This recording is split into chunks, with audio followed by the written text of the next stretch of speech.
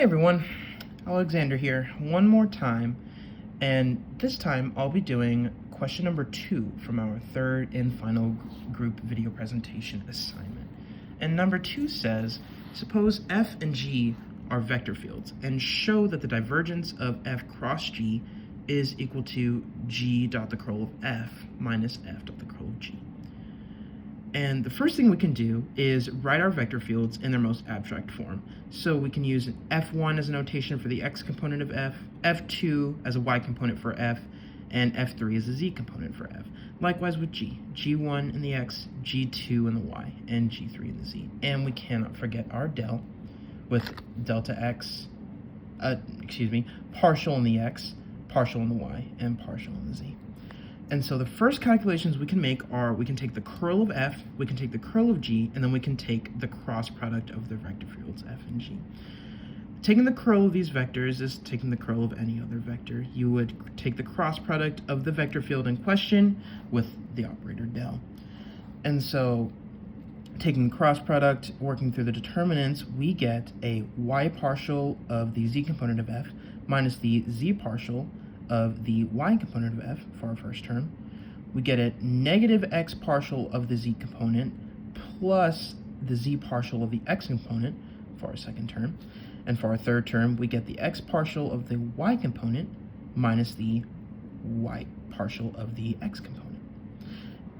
And seeing as f and g are almost completely synonymous besides their notation, you'd get the very similar result for g, just with a g notation instead of an f.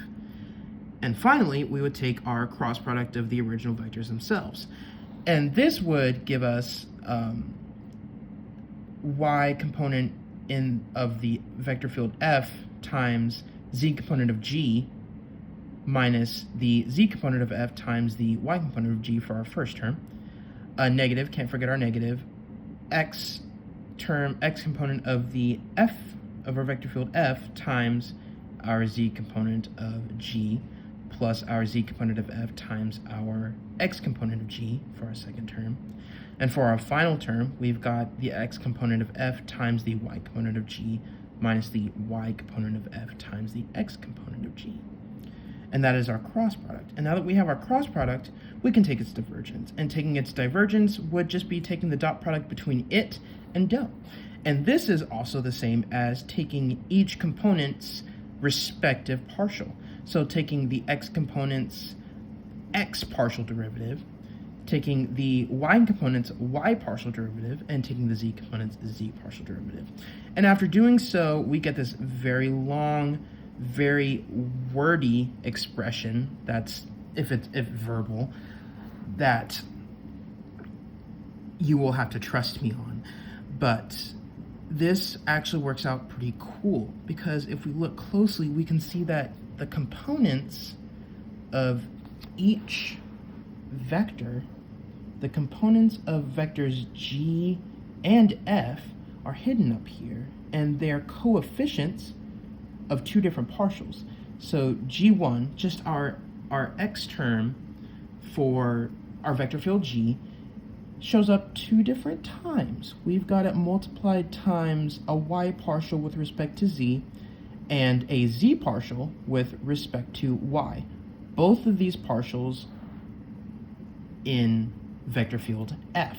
So if I can find them up here. Here's one, the y partial of the z component of f.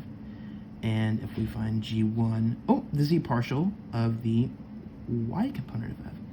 And you methodically go through here and find the components, also g2.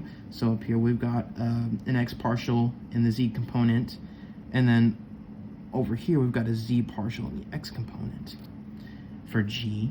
And then we've got g3, and you would find that we've got an x partial of the y component, and if I can find it, there we are, y partial of the x component.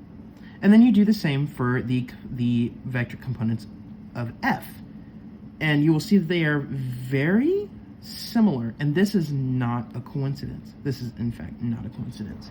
So then if we take this next expression and group it together even further, we can see that all three of these components would together make the vector field G.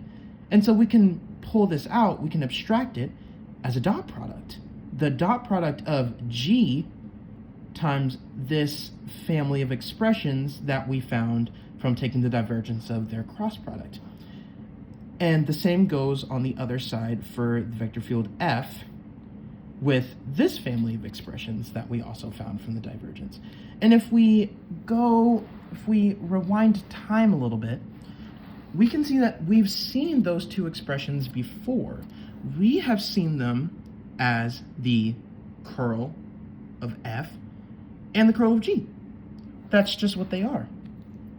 The curl of F and the curl of G. They're the same. So then we can do one more step and rewrite this as the vector G dotted with the curl of F minus the vector field F dotted with the curl of G. And then we found our identity. The divergence of the cross product of F and G is in fact equal to the vector G times the curl of F minus the vector F times the curl of G. And because we did this in its most abstract form, where we started with any x component as a function of x, y, and z, this is true for any vector fields F and G that have positive, not even positive, just continuous partial derivatives. Neat.